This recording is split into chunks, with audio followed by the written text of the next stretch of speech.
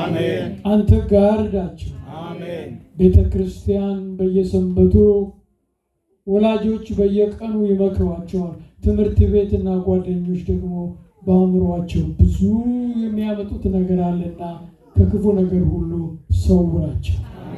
ዛሬ በቤት የሚያደርጉት ነገር ሁሉ ጌታ ሆይ በነፍሳቸው ተተክሎ እስከ መጨረሻ ይቆይ ዘንድ እርዳቸው።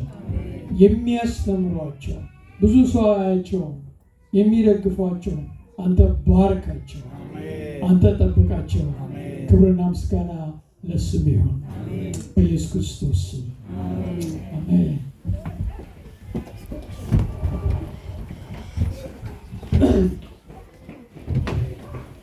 እንደገና ደህና ሰነበታችሁ። ወደዚህ ስፍራ መጥቼ እንዳገለግል አገልጋዮቻችሁ እንደም ፓስተር ፀሐዬ እንደም ፓስተር ደሳለኝ ያሳሰቡኝ ካልተሳሳትኩ ቆይቶ ወደ ኖቨምበር ይመስለኛል፣ ኖቨምበር ወይም ዲሰምበር ለመምጣት ከወሰንኩ በኋላ እና ድንገት አሞኝ ሰምታችሁ ሊሆን ይችላል። አንዳንዶቻችሁ እንደሰማችሁ አውቃለሁ። ምክንያቱም አንዳንድ ሮቦት ልትመጡ ሰው ስላላችሁ አውቃለሁ። እና ሆስፒታል ገብቼ ነበር እና ሆስፒታል ለ4 ቀን ቆይቼ ነው የወጣሁት። እግዚአብሔር በቸርነቱ ደግፎኝ ወጣሁ። ከዛ በኋላ እስከ ማገገም ድረስ ትንሽ ታገሰኝ ብዬ ለወንድሜ ፀሐዬ ነግሬው ነበር። በእግዚአብሔር ምሕረትና ቸርነት መካከላችሁ ስለተገኘው ደስ ይለኛል እና በጌታ የምንወዳችሁ የምናፈቅራችሁ ወገኖቻችን ናቸው። ወደ ዛሬው መልእክት ስንሄድ በእግዚአብሔር ፍቃድ ዛሬ ላካፍላችሁ የምፈልገው መጽሐፍ ቅዱስ ከያዛችሁ ፊልጵስዩስ ምዕራፍ 3 ከቁጥር 12 እስከ 15 ያለው ክፍል ነው። ፊልጵስዩስ ምዕራፍ 3 ከ12 እስከ 15 ፈቃዳችሁ ቢሆን ይህንን የመጽሐፍ ቅዱስ ክፍል አውጥታችሁ ሁላችንም ቆመን እናነበዋለን። ፊልጵስዩስ ምዕራፍ 3 ከቁጥር 12 እስከ 15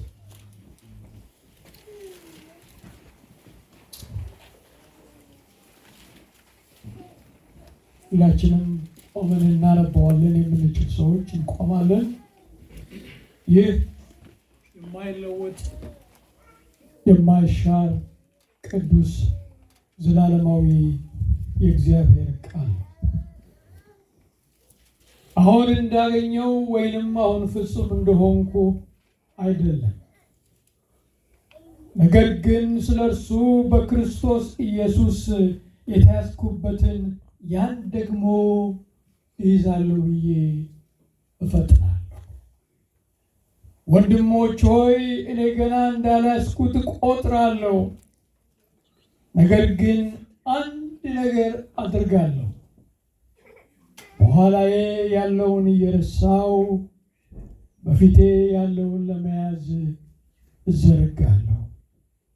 በክርስቶስ ኢየሱስ ከፍ ከፍ ያለውን የእግዚአብሔርን መጥራት ዋጋ እንዳገኝ ምልክትን እፈጥናለሁ። እንግዲህ ፍጹማን የሆንን ሁላችን ይህን እናስብ። አንዳች ነገር ልዩ ሐሳብ ቢኖራችሁ እግዚአብሔር ይህን ደግሞ ይገልጥላችኋል። ይህን አንድ ነገር አድርጋለሁ፣ በኋላዬ ያለውን እየረሳው በፊቴ ያለውን ለመያዝ እዘረጋለሁ። የሰማይ አባታችን ቅዱስና ኃያል እግዚአብሔር ሆይ በዚህ ማለዳ በአንተ ፊት ተሰብስበናል። ዘላለማዊና ቅዱስ በሆነው በቃል ገበታ ተገኝተናል። አምላካችን ሆይ በዚህ በቅዱስ ቃል አማካኝነት ከመንፈስ ቅዱስ የሆነውን ያንተን ድምፅና መልእክት እንድታሰማ እንደኔ ያለ ደካማ ሰው ያንተን ቃል ይናገር ዘንድ አይችልምና፣ ነገር ግን መንፈስህ ወደ እያንዳንዳችን ልብ መጥቶ የሰማዩን ምስጢርና መልእክት እንዲያሰማ በልባችን ውስጥ ጌታ ኢየሱስ የሚናገረው ነገር እንዲኖር ኦ አምላክ ሆይ የቃልን ደጅ የቃልን ምስጢር ክፈትልን። በጌታችን በኢየሱስ ክርስቶስ ስም አሜን። ለዚህ ለመልእክታችን ርዕስ መስጠት ከተፈለገ ወደፊት እዘረጋለሁ ወይም ወደፊት መዘርጋት የሚል ነው። ሐዋርያ ጳውሎስ ይህንን አስደናቂ የሆነ መልእክት በሚጽፍበት ጊዜ የክርስቶስን ወንጌል በመስበኩ እንደ ወንጀለኛ ተቆጥሮ ትልቅ ጥፋት እንደሰራ ተቆጥሮ በእስር ቤት ውስጥ በሚሰቃይበት ወቅት ነበር። በመከራው ውስጥ ነበር። በፈተናው ውስጥ ነበር። እጆቹ በሰንሰለት ታስሮ ነበር። በዚህ በእስር ቤት ውስጥ ሆኖ ግን በሕይወቱ የነበረው መከራና ፈተናና ስቃይ ወደ ኋላ እንዲያፈገፍግ ወይም ከእምነቱ ወደ ኋላ እንዲል አላደረገው። በእግዚአብሔር መንፈስ በእግዚአብሔር ኃይል ተሞልቶ ወደፊት እዘረጋለሁ ይላል። ከመጽሐፍ ቅዱስ የጳውሎስን ታሪክ ስንመለከት በቤተ ክርስቲያን ታሪክ ውስጥ እስከ ዛሬ ድረስ ያልታየ እጅግ ውጤታማ የሆነ ቤተ ክርስቲያንን የመሰረተ ሐዋርያ እንደሆነ እንረዳ። ሐዋርያ ጳውሎስ ወንጌል ባልቀናበት ስፍራ፣ ወንጌል ባልተሰበከበት ስፍራ፣ ወንጌል ባልገባበት ስፍራ ከከተማ ወደ ከተማ ከመንደር ወደ መንደር በመሄድ በወንጌል በማቅናት ወንጌልን የሰበከ ታላቅ የአዋጅ ነጋሪ መልእክተኛ ነው። ሐዋርያ ጳውሎስ የሚያስገርም አንዳንድ ጊዜም በቃል ሊነገር የማይችል ልዩ መንፈሳዊ ልምምድ ከእግዚአብሔር ያገኘ ነው። በመልእክቱ ሲናገር ወደ ሶስተኛ ሰማይ ተነጥቄ ሄጄ ሰው ሊናገር የማይችለውን የሚገርም ሰማያዊ ክንውን ያየ ሰው ነው።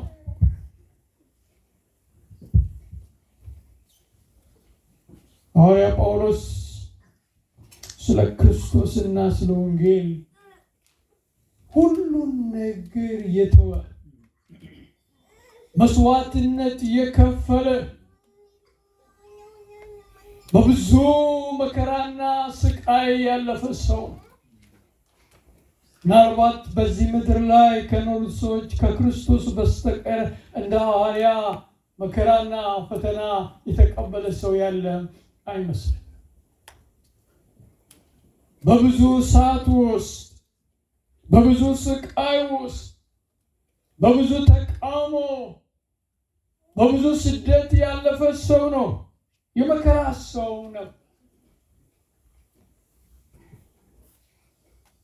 ነገር ግን ይህ ሁሉ አስገራሚ መንፈሳዊ ባህሪያትና ታላቅ የወንጌል ተጋድሎ ያደረገ ሰው ቢሆንም ወንድሞች ሆይ እኔ ገና እንዳላስኩት እቆጥራለሁ። ነገር ግን አንድ ነገር አደርጋለሁ፣ በኋላዬ ያለውን እየረሳሁ ወደፊት እዘረጋለሁ ይላል። መጽሐፍ ቅዱስ በጥሞና አጥንታችሁ መርምራችሁ እንደሆነ በአዲስ ኪዳን ውስጥ ወደ 27 መጽሐፍት 27ቱ መጽሐፍ ዕብራውያን ከጨመራችሁለት ወደ 40% ምናልባትም ወደ 50% መልእክቱን የጻፈው ሐዋርያው ጳውሎስ ነው።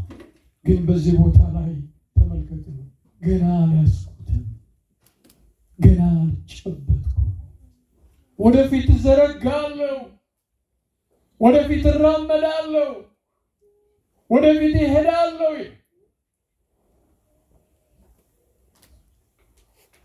መከራው፣ ፈተናው፣ ስቃዩ፣ ሰንሰለቱ፣ ተቃውሞ ልቡን ወደኋላ አልመለሰም። ነገር ግን በሕይወቱ የሚቃጠል በሕይወቱ የሚነድ ታላቅ ምኞትና ግብ ነበረው። ያውም እንደገና ወደፊት መዘርጋት ነው።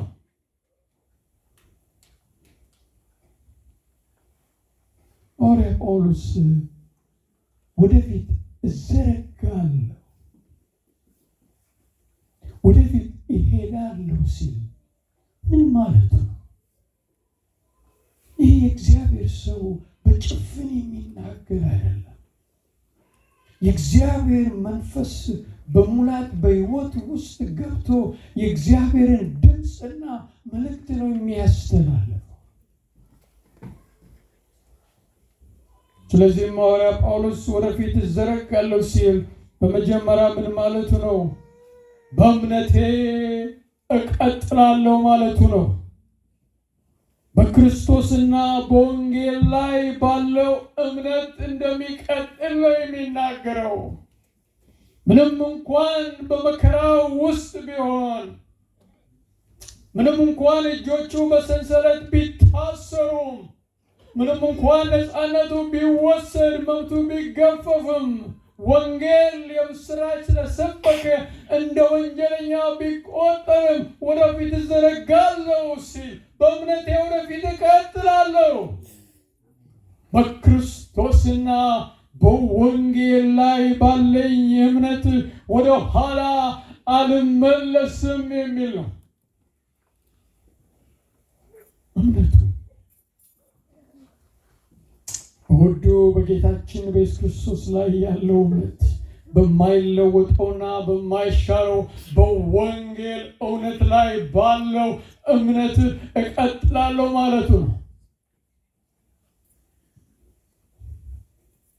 ሐዋርያ ጳውሎስ ወደፊት እዘረጋለሁ ሲል ሌላው በጽናት እቆማለሁ። ምንም እንኳን መከራው እጅግ ከባድ ቢሆንም፣ ስደቱ እጅግ ኃይለኛ ቢሆንም ከሁሉ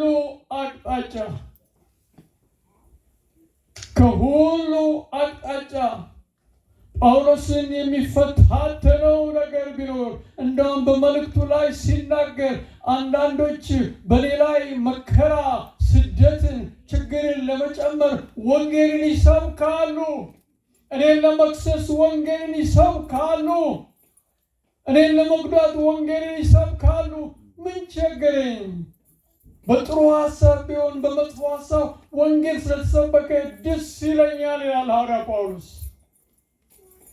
ነገር ግን ይህ መከራና ፈተና፣ ይህ ሰንሰለት ወደኋላ አይመልሰኝም። በመከራ ውስጥ እጸናለሁ፣ በፈተና ውስጥ እጸናለሁ፣ በሰንሰለቴ እጸናለሁ ነው የሚለው።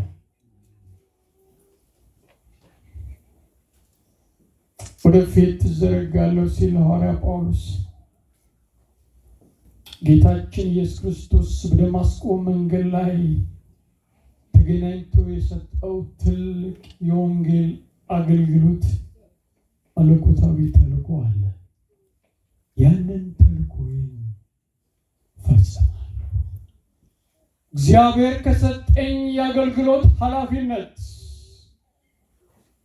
ከእግዚአብሔር ከተቀበልኩት የወንጌል ተልእኮ ሰዎችን ወደ ክርስቶስ ከማምጣት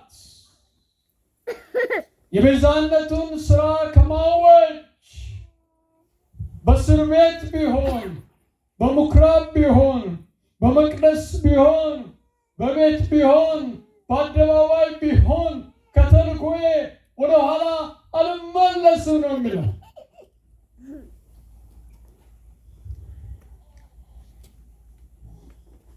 በአጠቃላይ በአጭር ቃል ወደፊት እዘረጋለሁ ሲል እምነቴን እቀጥላለሁ፣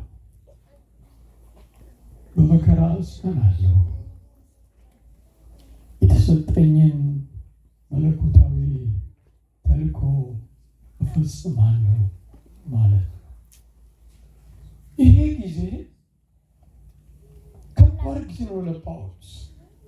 በመልእክቶቹ ስናይ በፊተኛው ሙግቴ ይላል ሁለተኛ ጢሞቴዎስ ላይ በመጀመሪያ እስሩ ላይ አንድ እሱ እንኳ አልደረሰልኝ፣ ሁሉም ተወጅላል።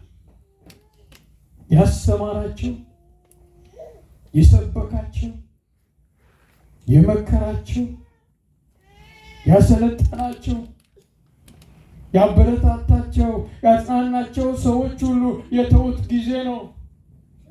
ነገር ግን ሐዋርያ ጳውሎስ ከመጀመሪያም ጀምሮ አንድ ታላቅ ምስጢር ገብቶታል። ያው በማንኛውም ሁኔታ ውስጥ ቢሆን የሰራዊት ጌታ ቅዱሱ እግዚአብሔር ከእርሱ ጋር ካለ ማንኛውም ነገር ማለፍ እንደሚችል፣ ማንኛውም ነገር መወጣት እንደሚችል፣ ስለዚህ ወደፊት እዘረጋለሁ ይላል። ለመሆኑ ወደፊት የሚዘረጋበት ዓላማዎች ምንድን ናቸው? ቶሎ ብዬ ልንገራችሁ። በሚገርም መንገድ ያስቀምጠው።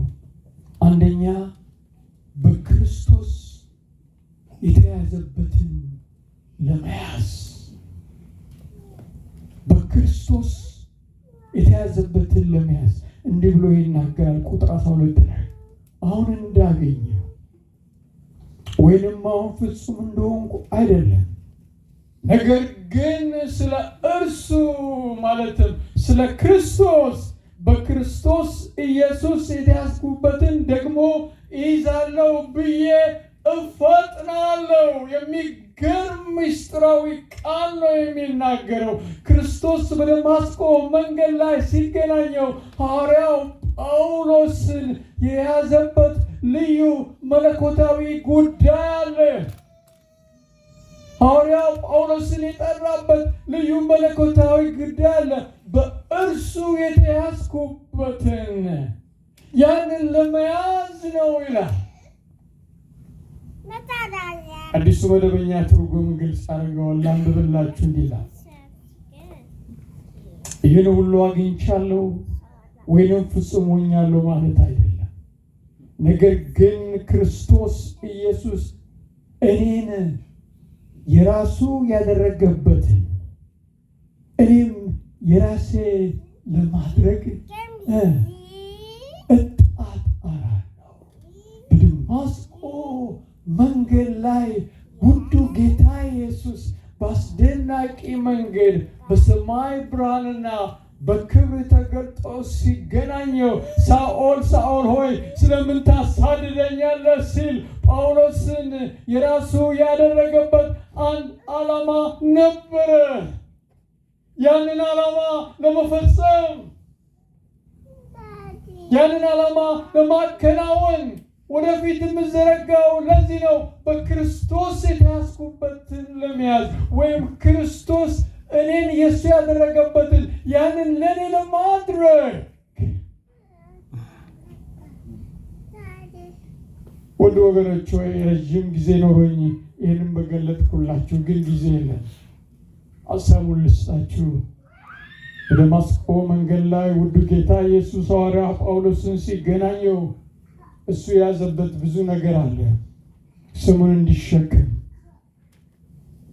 ፈቃዱን እንዲያውቅ፣ የእሱን ድምፅ እንዲሰማ፣ መከራውን እንዲካፈል፣ እሱን እንዲያይ በሐዋርያት ሥራ ላይ የምናገኘው በነገሥታት ስም ስሜን የሚሸከም የተመረጠ ዕቃ ነው አለው ለአናንያ። የክርስቶስን ፍቃድ እንዲያውቅ የፈቃዱ ምስጢር ወገኖች ሆይ ይሄ የክርስቶስ ፈቃድ የሚለው ሐዋርያው ጳውሎስ በምድር ላይ ሲኖር ሊያደርገው የሚገባ ጉዳይ ማለት ብቻ አይደለም። ነገር ግን ከዘላለም ዘመናት በፊት እግዚአብሔር በክርስቶስ ሊያደርግ ያሰበው የዘላለም መለኮታዊ ብያኔ ፈረንጆቹ ዲቫይን ዲክሪ ይሉታል። ያንን የፈቃዱን እውቀት ምስጢር አገኝ ዘንድ እግዚአብሔር ከዘላለም ዘመናት በፊት በልጁ ያቀደውን የቤዛነት ሥራ በጥልቀት ረዳ ዘንድ ያ ነው ክርስቶስ እኔን የያዘው። ያንን ለመያዝ እፈጥናለሁ፣ እዘረጋለሁ።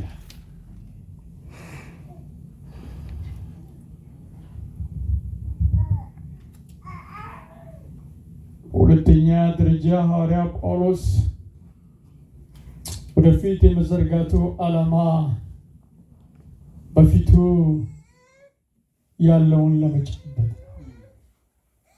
በቁጥር 13 ላይ ወንድሞች ሆይ እኔ ገና እንዳላስኩት እቆጥራለሁ፣ ነገር ግን አንድ ነገር አደርጋለሁ፣ በኋላ ያለውን እየረሳሁ በፊቴ ያለውን ለመያዝ እዘረጋለሁ።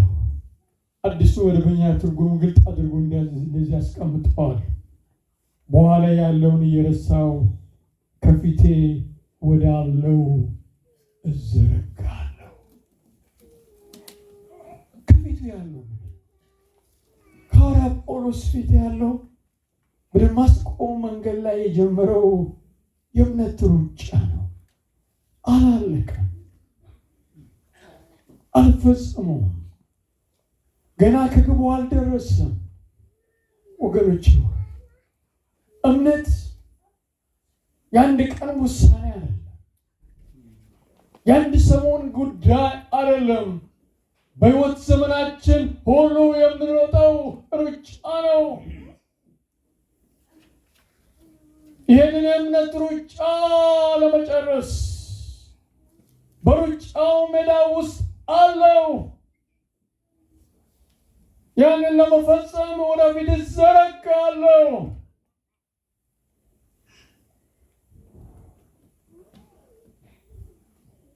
በፊቱ ያለው ሌላው የአገልግሎት ኃላፊነት ነው። የእግዚአብሔርን መንግሥት የክርስቶስን ወንጌል ይሰብክ ዘንድ የጸጋውን ትሩፋት በሰይጣን ባርነት ውስጥ ላሉት ሰዎች ያውጅ ዘንድ ገና አገልግሎቱን አልጨረሰም። ገና የጀመረውን የወንጌል ተጋድሎ አላቆመም። ስለዚህ ያንን ለመጨረስ ወደፊት እዘረጋለሁ። ከአገልግሎቴ ወደ ኋላ አልልም። እግዚአብሔር ከጠራኝ ጥሪ ወደ ኋላ አልልም። ስንት ሰዎች ናቸው የእምነት ሩጫ ጀምረው ዛሬ በዓለም ውስጥ የወደቁ፣ አገልግሎት ሩጫ ጀምረው ዛሬ አገልግሎትን የሚሸሹ። ሶስተኛ ፊቴ ወዳለው እዘረጋለሁ የሚለው የመስዋዕትነት ተጋድሎ ነው። ከሐዋርያ ጳውሎስ ሕይወት የሚገርመኝ ነገር አንዱ መስዋዕትነትና ክርስቶስ፣ መስዋዕትነትና ወንጌል እንደማይለያዩ የተረዳ ነው። ዛሬ መከራ አይፈልግም፣ ስቃይ አይፈልግም፣ መስቀል ተነስቷል። ዛሬ የብዙ ክርስቲያኖች ነን ባዮች ልብ በብልጽግና በስኬት ወንጌል እየተወሰደ ያለበት ጊዜ ነው። አንድ የታወቁ የካናዳ አገልጋይ ከመጽሐፋቸው ያነበብኩት ኦስዋልድ ጄ ስሚዝ ይባላሉ። ቤተ ክርስቲያን መስቀልን መስበክ የምታቆምበት ጊዜ አብሮ የመኖር ዘዴ ታስተምራለች። ተስማ ተደባለቅ ሐዋርያ ጳውሎስ ግን ወደፊት እዘረጋለሁ፣ የምዘረጋው የመስዋዕትነት ተጋድሎ ለማድረግ ነው። ስለ ክርስቶስ፣ ስለ ወንጌል፣ ስለ ቤተ ክርስቲያን፣ ስለ አካሉ በእርሱ የጎደለውን መከራ ፈጽም ዘንድ። ሐዋርያ ጳውሎስ ከመከራ የሚሸሽ አልነበረም። ከመከራ ፊት ለፊት የሚታገል ሰው ነበር።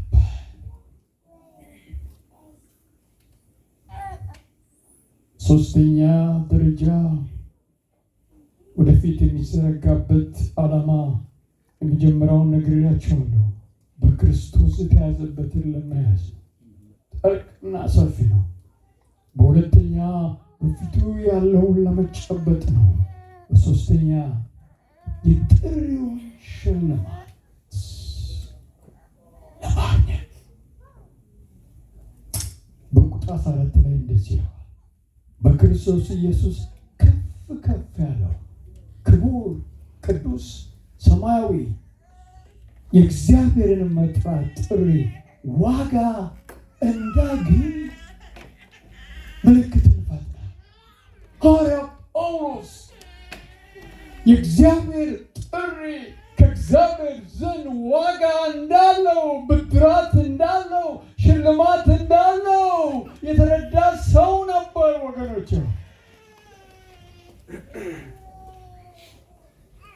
አዲሱ መደበኛ ትርጉም እንደዚህ ይለዋል፣ እግዚአብሔር በክርስቶስ ኢየሱስ ወደሱ ወደ ላይ ሲጠራኝ ለጠራኝ ሽልማት ለመቀዳጀት ወደ ግቡ እፈጥናለሁ። የድሮ ትርጉም ብዙዎቻችን የምንወደው የእግዚአብሔርን መጥራት ጥሪ ዋጋ እንዳገኝ ይላል። አዲሱ መደበኛ ትርጉም ወደ ሰማይ የጠራኝ ሽልማት ያለ ያን ሽልማት ነበር። ያንን የእግዚአብሔርን ብድራት ለመቀበል ያንን የእግዚአብሔርን ከሰማያዊ ጥሪ ፍጻሜ በኋላ የሚገኘውን ብፅዕና ለመቀበል ወደፊት እዘረጋለሁ ይላል። ይህ ሽልማት ምንድን ነው? ጳውሎስ በሌላ መልእክቶቹ ተናግሮታል። የጽድቅ አክሊል ነው፣ የሕይወት አክሊል ነው፣ የድል አክሊል ነው፣ የክብር አክሊል ነው፣ የማይጠፋ አክሊል ነው። ይህንን እቀበል ዘንድ ወደፊት እዘረጋለሁ። ሐዋርያ ጳውሎስ በክርስቶስ ውስጥ ያለውን መከራ ጉስቁልና ብቻ የተረዳ አይደለም። በክርስቶስ ውስጥ ያለውን ሊመጣ ያለውን ክብር በመንፈስ አስቀድሞ ያየ ሰው ነበር። ስለዚህ በሁለተኛ ጢሞቴዎስ እንደሚሞት በሚያውቅበት ጊዜ የመጨረሻ የኑዛዜው ቃል ሲናገር ሃይማኖቴን ጠብቄአለሁ፣ ሩጫውን ጨርሻለሁ፣ መልካሙን ገድል ተጋድያለሁ። አሁን የሚጠብቀኝ ምንድን ነው አለ? በሰማይ የጽድቅ አክሊል አለ። ወገኖች ሆይ ለጌታችንና ለወንጌሉ ከተጋደለ በዚህ ምድር መከራና ስቃይ፣ ስደት፣ ችግር ብናገኝም በኑሯችን ብንጎዳ ከእግዚአብሔር ዘንድ ግን የጥሪያችን ዋጋ ሰማያዊ ሽልማት አለ። ክብርና ምስጋና ለስሙ ይሁን። ታዲያ ወደፊት እንዴት ነው የሚሰራው? ወደፊት መዘርጋት ምን ማለት እንደሆነ የተወሰነ ሀሳብ አይተናል። ወደፊት የሚዘረጋበትን ምክንያቶች ግልጥ አድርጎ እንዴት ነው የሚዘረጋው?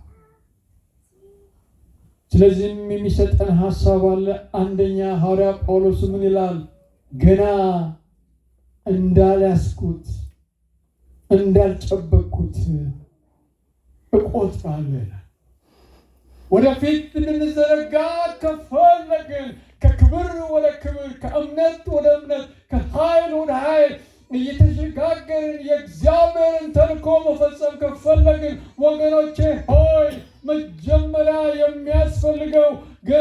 እንዳልያዝን እንዳልጨበጥን እንዳልረሳን መረዳት ነው። ቁጥር 12 ላይ በመጀመሪያ አረፍተ ነገር ይላል አሁን እንዳገኘው ወይንም አሁን ፍጹም እንደሆንኩ አይደለም ይላል። ይህን ቃል ሳነበብ ብዙ ጊዜ ራሴን እንቀዋል። ራሴን ባዶ እንደሆንኩ ሐዋርያ ጳውሎስ የሚናገርበት ጊዜ ከ30 ዓመታት በላይ አገልግሏል። ብዙ ስፍራዎችን በወንጌል በማቅናት ቤተክርስቲያንን በማቋቋም የሚታይ የሚጨበጥ የአገልግሎት ፍሬ እግዚአብሔር ሰጥቶታል። በብዙ መከራና ስቃይ አልፏል። እንዲያውም በጳውሎስ ሕይወት ውስጥ የእግዚአብሔር ኃይል እጅግ ኃይለኛ በሆነ መንገድ ስለሚሰራ አንዳንድ ጊዜ ሰዎች የታመሙ ሰዎች እንኳን በጥላው ላይ ያስቀምጡ ነበር እንዲፈወሱ።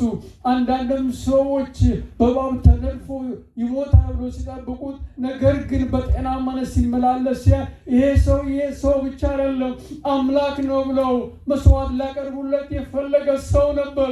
የእግዚአብሔር ክንድና ኃይል በሕይወቱ የተገለጠ ነው።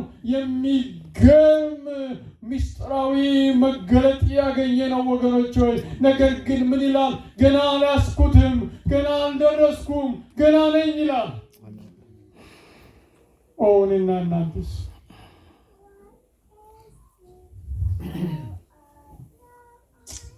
ወደፊት ይዘረጋ ዘንድ በመጀመሪያ ከሁሉ አስቀድሞ የሚወስደው እርምጃ ገና እንዳላገኘው ፍጹም እንዳልሆነ እንዳልጨበጠው መቁጠር ነው።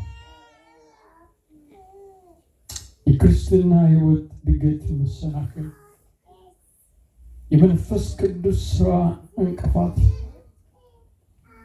ቤተ ክርስቲያን እድገት ዋናው ማነቆ የወደፊት መዘርጋት ጋሬጣ አለማወቅ አይደለም። ነገር ግን አውቄያለሁ፣ ተረድቻለሁ፣ ብቃት አለ የሚል አደገኛ አስተሳሰብ። ውድ ወገኖቼ ሆይ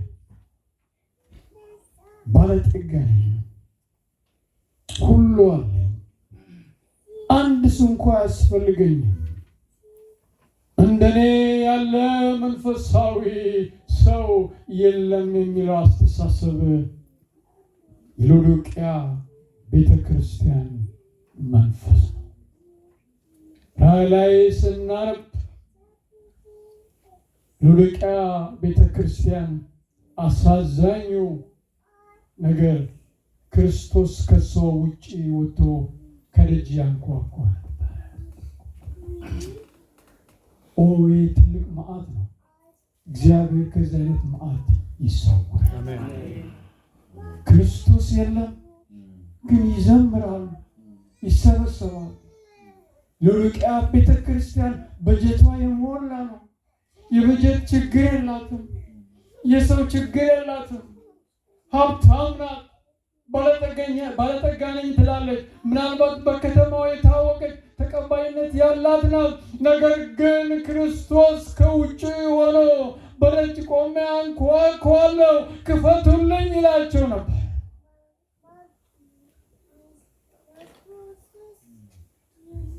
ወደፊት መዘርጋት ከፈለግን ጌታ በወንጌል ያስተማረው ባል ያስፈልገናል። በመንፈስ ድሆች ሆኑ ምን አለ? ብፁዓን ናቸው በመንፈስ ድሃ መሆን አለ፣ ትሑት መሆን አለብን። በእግዚአብሔር ፊት ራሳችን ባዶ ማድረግ መቻል አለብን ወገኖች። ያለዚህ እውነተኛ መዘርጋት ማደግ ማበብ አይቻልም። ሁለተኛ ሐዋርያ ጳውሎስ ወደፊት ለመዘርጋት የሚወስደው እርምጃ በኋላ ያለውን መርሳት ነው። ቁጥር 13 ወንድሞች ሆይ እኔ ገና እንዳላስኩት ቆጥራለሁ፣ ነገር ግን አንድ ነገር አደርጋለሁ ይላል። ለዚህ አጥብቆ አጠናክሮ ይናገራል።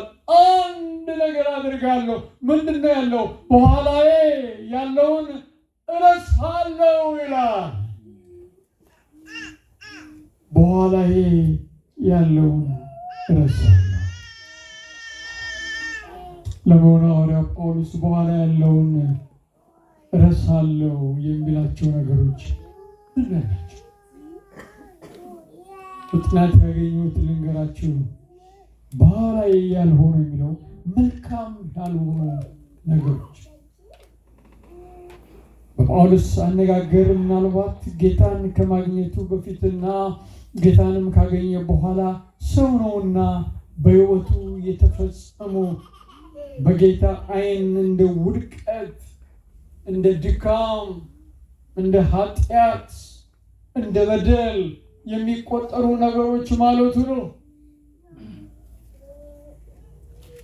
ታውቃላችሁ ሐዋርያ ጳውሎስ ጌታን ከመቀበሉ በፊት ቤተ ክርስቲያን የሚያሳድድ፣ የሚያንገላታ፣ የሚያሰቃይ፣ የሚገድል፣ የሚያስር ሰው ነበር። እስጢፋኖስ ሲገደል በደስታ የገዳዮችን ልብስ የሚጠብቅ ጀግና ወጣት ነበር። መለስ ብሎ ሲያየው ሳያሳዝነው አይቀርም። ነገር ግን አሁን በኋላ ያለውን እረሳለሁ። ወደፊት ለመዘርጋት መርሳት ያስፈልጋል። አለበለዚያ ገፍቶ ወደ ኋላ ነው የሚያስቀራ። ምናልባት ጳውሎስ ጌታን ካገኘ በኋላ በአገልግሎቱ ውስጥ ከተለያዩ ሰዎች ጋር ሲገናኝ ልቡን የሚሰብር፣ የሚያሳዝን፣ ነፍሱን የሚጎዳ ነገር አጋጥሞታል፣ ተናግሯል። ስማቸውንም ይጠቅሳል አንዳንዴ በመልእክቱ ላይ። ግን ልቤን የሰበረ ጉዳይ፣ ሕይወቴን የጎዳ ጉዳይ መራራ አያድርገኝም ይላል። ይህን እረሳለሁ። ያለፈውን የኔን ብቻ አይደለም ሰዎች ያደረጉትን የሰዎችን ኃጢአት እየቆጠርኩ የሰዎችን ድካም እየቆጠርክ ወደኋላ አልልም፣ ነገር ግን እረሳለሁ ይላል።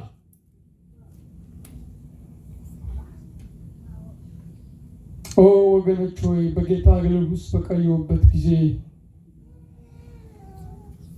ብዙ ሰዎች በእምነታቸው የማያድጉት በልባቸው ውስጥ የተቀመጠ ምሬት፣ ቂም፣ ጥላቻ የሰዎች ሕይወት ልምምድ እንደሚያመለክተው በጥናትም እንደተደረሰበት ባለፈው ነገር ሕይወታቸው የተያዙ ሰዎች በምሬትና በበቀል ተይዘው ወደፊት መራመዳቸው ያን መርሳት ያስፈልጋል። የበደላችሁ ሰው ካለ፣ የበደለ ሰው ካለ፣ የበደለሽ ልብሽን ይሰበር። ይህ እንኳን ልረሳው አልችልም የምትሉት ነገር ካለ ወገኖቼ ያን መርሳት ያስፈልጋል። በይቅርታ በትህትና ለጌታችን በመስጠት መርሳት ያስፈልጋል። ሐዋርያ ጳውሎስ በኋላ ያለውን እረሳለሁ ይላል። አልበለዚያ ሕይወታችንን ያስረዋል፣ ልባችንን ይዘጋዋል፣ ነፍሳችንን ይጨቁናል። በኋላ ያለውን እረሳለሁ ሲል መልካም ያልሆኑ ነገሮች ብቻ አይደሉም፣ መልካም የሆኑ ነገሮች። እግዚአብሔር በሐዋርያ ጳውሎስ ሕይወት ውስጥ እጅግ አስደናቂ ታምራትን ሰርተዋል። ብዙ መንፈሳዊ ምስጢራትን፣ እውነቶችን ገልጦለታል። ታላላቅ ነገሮችን አሳይቶታል። በሚስዮናዊነት ጉዞ በጊዜ የነበረውን አብዛኛው ዓለም በመዞር ወንጌል ሰብኳል። ይህ አስገራሚ ሁኔታ ግን አሁን አይዘኝም። ባለፈው ታሪክ አንኖርም፣ ባለፈው በረከት አንኖርም፣ ባለፈው ገድል አንኖርም። ይህን እረሳለሁ። አዲስ ነገር የእግዚአብሔርን አዲስ ዓለማት ወደፊት እዘረጋለሁ። ውድ ወገኖቼ ሆይ ስንቶቻችሁ እድሜያችሁ ለሽምግልና እንደደረሰ አላውቅም። በዚህ ሀገር 65 ዓመት ሲሞላችሁ ሲኒየር ናችሁ ትባላላችሁ። ማለት ትንሽ አዛውንት ሆናችኋል ማለት ነው። አንድ ጊዜ አንድ ቢሮ ሄድኩና ድራይቨር ላይሰንስን የሚጠይቅ ነገር ነበርና ሰውየው አየኝና ሲኒየር ነው ለካ አለኝ። ለመጀመሪያ ጊዜ ሽማግሌ አዛውንት መሆኔን ትዝ አለኝ። ለምን እንደሆነ አላውቅም። ልቤ እስካሁን ወጣት ነው የሚለው። እድሜ ግን ተከምሯል። በጌታዬ ምሕረትና ቸርነት በአገልግሎት ላይ ከ42 ዓመት ቆይቻለሁ። የኔ ብርታት አንዲት ነገር የለበትም። የቸርነቱ የምሕረቱ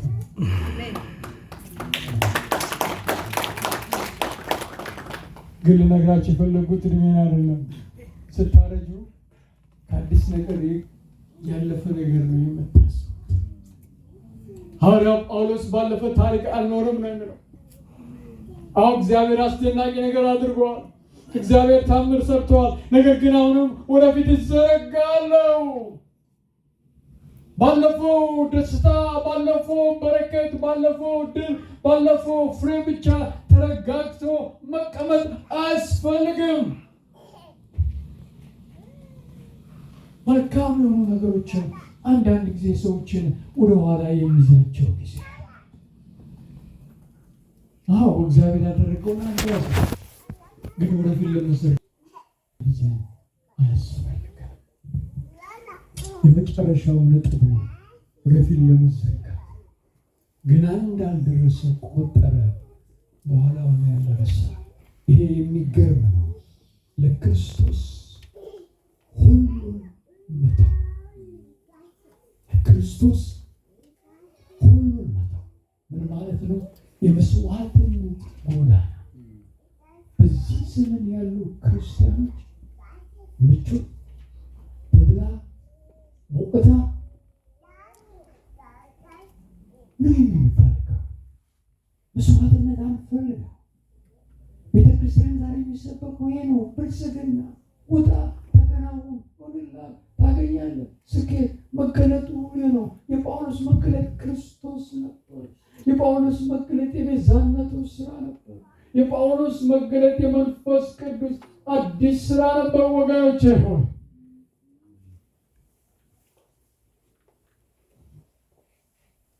ታንበብላችሁ የሚገርም ቃል ይናገራል። ከቁጥር 7 ጀምሮ ነገር ግን ለእኔ ረብ ወይም ጥቅም የነበረውን ሁሉ ስለ ክርስቶስ እንደ ጉዳት ቆጥሬዋለሁ። አሁን በእውነት ከሁሉ ይልቅ ስለሚበልጥ ስለ ክርስቶስ ኢየሱስ ስለ ጌታዬ እውቀት እርሱን ስለማወቅ ነገር ሁሉ ጉዳት እንዲሆን እቆጥራለሁ። ስለ እርሱ ሁሉም ተጎዳው፣ ክርስቶስንም ማገኝ ዘንድ በክርስቶስን በማመን ያለው ጽድቅ ማለት በእምነት ከእግዚአብሔር ዘንድ ያለው ጽድቅ እንጂ ለእኔ ከሕግ ያለው ጽድቅ ሳይሆንልኝ በእርሱ እገኝ ዘንድ ሁሉን እንደ ጉድፍ እቆጥራለሁ። ውድ ወገኖቼ ሆይ ጳውሎስ የደረሰበት የመንፈሳዊ እምነትና ልምምድ የሚገርም ነው። ስለ ክርስቶስ ሁሉን ለእሱ የሚጠቅመውን ስሙኝ የኔ ወገኖች፣ ለእርሱ ክብር፣ ዝና፣ ተቀባይነት፣ ጥቅም፣ ተድላ የሚሰጠውን ነገር ሁሉ አንድ ላይ ጨምሮ እንደ ሁለት ነገር ያስቀምጣቸዋል። እንደ ጉዳት እቆጥራለሁ። ቀጥሎስ እንደ ጉድፍ። ጉድፍ የሚለው ቃል ቆሻሻ ነው። እዚህ ባለንበት ሀገር ቆሻሻ ምን ተብሎ ይጠራል? ትራሽ፣ ውጭ የሚወረወር። ለእኔ የሚጠቅም ነው፣ ለእኔ የሚረዳ ነው፣ ለእኔ መልካም ክብር ስም የሚያስገኝ ነው።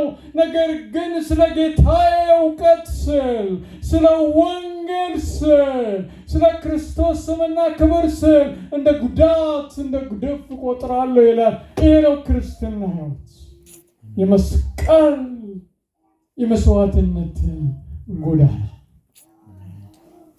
ክርስትና ውበቱ የሚገለጠው በሀብት፣ በብልጥግና፣ በክብር፣ በዝና አይደለም፣ በመስዋዕትነት በመስቀል ነው።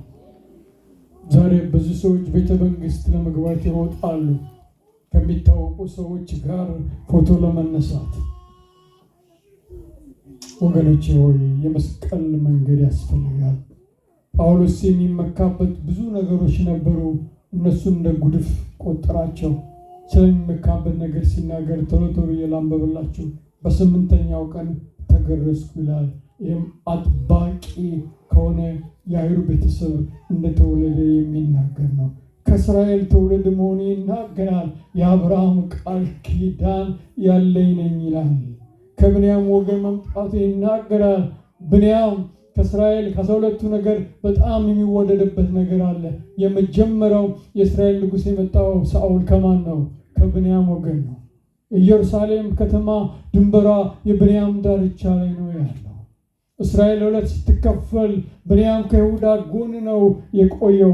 ምክንያቱም ከይሁዳ ዓለምን የሚገዛ ታላቅ መስፍን ልዑል እንደሚነሳ በትንቢት ተነግሯልና። ከእስራኤልም ከብንያም ወገን ይላል። ይህን ይመካበት ነበር። ከዕብራውያንም ዕብራዊ ነኝ ይላል። እንደ ብዙዎች አይሁዳዊ ከግሪክና ከሮማውያን ጋር የተደባለቁ አይደለም ማለት ነው። ደግሞ ፈሪሳዊ ነበሩ። በሃይማኖት ስላለኝ አቋም ከብዙዎች የተለየ አቋም ነበር። ፈሪሳዊ ማለት ብዙዎቻችን እንደምናስብ አይምሰላችሁ። ፈሪሳዊ ስንል እኛ ኢትዮጵያኖች ብዙ ጊዜ የሰማነው ስብከት ስለሆነ ግብዝ የሚለው ሀሳብ ነው የሚመጣብን። አዎ ባህሪያቸው ግብዝነት ነው። ግን ፈሪሳዊ ያለ የሚለው ቃል በቃል ሲተረጎም የተቀደሱ የተለየ ማለት ነው። በጣም ኮንሰርቫቲቭ የሆኑ የአይሁድ እምነት አጥባቂዎች ናቸው። በሃይማኖቴም ቀናተኛ ነኝ፣ ከቀናት የተነሳ ቤተክርስቲያን አሳድድኩ ይላል። በሕግ ስታንዳርድ ብትጠይቁኝ ያለ ነቀፋ ነበርኩ ይላል። ይህ ሁሉ የምመካበት ይህንን እንደ ጉዳት እንደ ጉድፍ ይቆጥራል። ወገኖቼ ሆይ ለክርስቶስ መተው ካልጀመረ የመስዋዕትነት የመስቀል መንገድ ካልያዘ የክርስትናንና በክርስቶስ ያለውን ውበት ለመርዳት አንችልም። ወደፊት እዘረጋለሁ። ለመዘርጋት ገና እንዳልያዝነው መረዳት ያስፈልጋል። ወደፊት ለመዘርጋት በኋላችን ያለውን መርሳት አለብን። ወደፊት ለመዘርጋት ጌታ ሲጠይቀን ለመተው መስዋዕትነት ለመክፈል መዘጋጀት አለብን። የመስቀል መንገድ የክርስትና መንገድ ነው።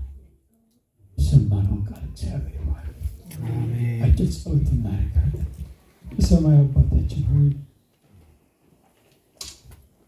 ስለ ምሕረትና ስለ ቸርነት እናመሰግናለን። አሁንም ይህ ቃል በልባችንን ቀርጸን መስማት ትሰማላችሁ አስታስሩ እንደተባለባቸው ሳይሆን ነገር ግን አስተውለን እንደገና ወደፊት እንድንዘረጋ አንተ እርዳን። ክብርና ምስጋና ለስም ይሁን በጌታችን በኢየሱስ ክርስቶስ። ጥቂት ደቂቃዎች ወስደን የጌታን እራት እንፈጽማለን። አገልጋዮች ወይም ሽማግሌዎች ወደዚህ መባውን ክርስቶንና ጽዋን የሚሰጡ ወደዚህ እንዲመጡ ጠይቃለሁ። የተመደቡት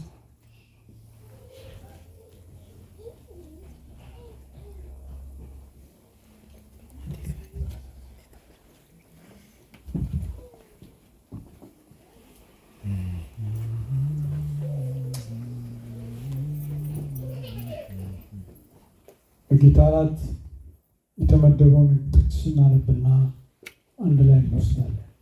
ለእናንተ ደግሞ አሳልፌ የሰጠሁትን እኔ ከጌታ ተቀብያለሁ። ጌታ ኢየሱስ አልፎ በተሰጠባት በዛች ሌሊት እንጀራን አንስቶ አመሰገነ፣ ቆርሶም እንካችሁ ብሉ፣ ይህ ስለ እናንተ የሚሆን ሥጋዬ ነው፣ ይህን ለመታሰቢያዬ አድርጉት አለ። እንደዚሁም ከራት በኋላ ጽዋን ደግሞ አንስቶ ይህ ጽዋ በደሜ የሚሆን የሚቆም አዲስ ኪዳን ነው፣ በጠጣችሁት ጊዜ ሁሉ ይህን ለመታሰቢያዬ አድርጉት አለ። ይህን እንጀራ በበላችሁ ጊዜ ሁሉ ይህንን ጽዋ በጠጣችሁ ጊዜ ሁሉ ጌታ እስኪመጣ ድረስ ሞትን ትናገራላችሁ።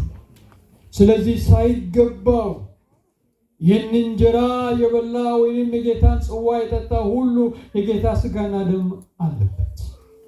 ሰው ግን ራሱ ይፈትን፣ እንዲሁም ከእንጀራ ይብላ ከጽዋው ይጠጣ። ሳይገባው የሚበላና የሚጠጣ የጌታን ሥጋ ስለማይለይ ለራሱ ፍርድ ይበላል ይጠጣልምና። ስለዚህ በእናንተ ዘንድ የደከሙና የታመሙ ብዙዎች አሉ፣ አያሎችም አንቀላፍተዋል ወይም ሞተዋል። ራሳችን ብንመረምር ግን ባልተፈረደብን ነበር። ነገር ግን በተፈረደብን ጊዜ ከዓለም ጋር እንዳንኮን በጌታ እንከሰስ። ስለዚህ ወንድሞቼ ሆይ ለመብላት በተሰበሰባችሁ ጊዜ የጌታን ራት እርስ በርሳችሁ ተጠባበቁ። ማንም የራበው ቢኖር ለፍርድ እንዳትሰበሰቡ በቤቱ ይብላ። የቀረውንም በመጠጡ ጊዜ ደነግጋለሁ። ቅዱስ አባት ሆይ በዚያ